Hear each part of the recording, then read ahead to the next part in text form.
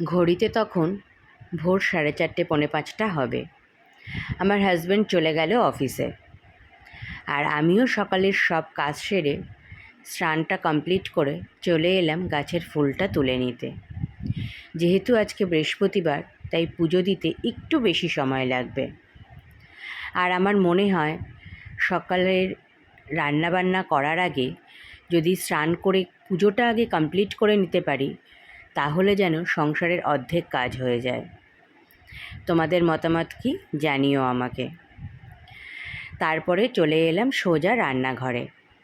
চালটা ধুয়ে ভিজিয়ে রেখে গেছিলাম, এসেই প্রথমে ভাতটা বসিয়ে দিলাম। আর আজকে করেছিলাম ডিমের অমলেট করে আলু দিয়ে একটা তরকারি, আর তার সাথে করেছিলাম আলু, বেগুন আর মাছের তেল দিয়ে একটা চচ্চড়ি বা ভাজা ভাজা, যে যেরকম বলো আর কি। আজ আর ডাল করিনি, ডালটা গতকালের করা আছে। আমার লাঞ্চ মেনুগুলো তোমাদের কেমন লাগে জানিও কমেন্ট করে।